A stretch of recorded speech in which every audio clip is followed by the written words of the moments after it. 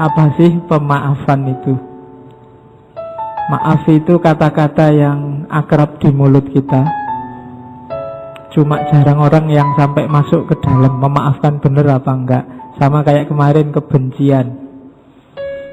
Kebencian itu akrab dengan hidup kita sehari-hari, tapi kita tidak merasa bahwa dalam diri kita banyak kebencian.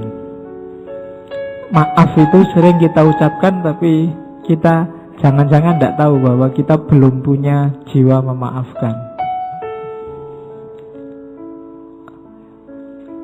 Ada banyak definisi tentang forgiveness, tapi saya suka definisi itu. Yang saya suka dari definisi itu, ada beberapa kata-kata yang menurut saya pas. Yang pertama, proses. Jadi maaf itu butuh proses. Susah maaf itu langsung. Kalau langsung itu biasanya bukan maaf, mungkin basa-basi atau otomatis thought kayak kemarin. Nyenggol orang kesenggol dil, maaf ya. Itu biasanya enggak ada mikir panjang. Maaf beneran apa kayaknya enggak. Jadi ada proses pasti. Setelah proses, tapi proses ini proses yang disengaja. Kalau otomatis itu berarti enggak disengaja.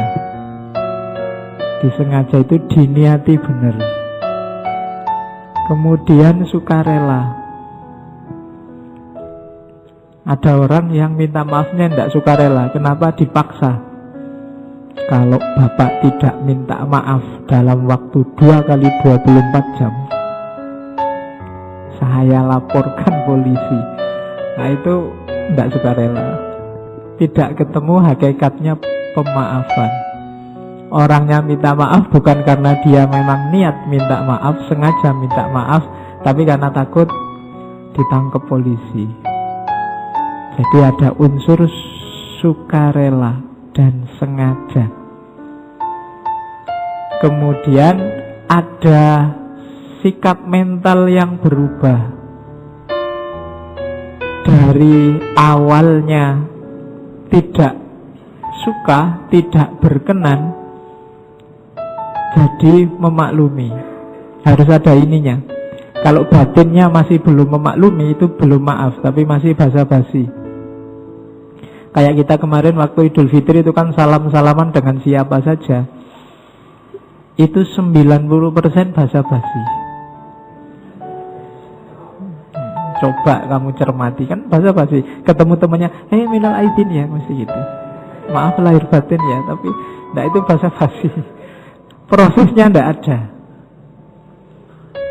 Jadi perubahan perilakunya enggak ada. Dan yang terakhir, emosi negatifnya disingkirkan. Dendam, ingin membalas, tadi disenggol, nyenggol balik baru saya maafkan, itu berarti enggak memaafkan. Jadi dalam maaf itu ada kesengajaan, kesukarelaan, ada perubahan tanggapan dari suka jadi tidak suka jadi suka, dari marah jadi memaklumi, dan yang terakhir tidak ada lagi emosi negatif. Kalau ini ada, berarti kita sudah memaafkan orang itu. Tapi kalau masih ada emosi negatif, masih ada marah, sebenarnya saya masih marah ini, tapi ya sudahlah, saya maafkan. Nah ini marahnya masih ada, sebenarnya belum kita memaafkan dia. Ketika memaafkan, emosi negatifnya harus sudah hilang.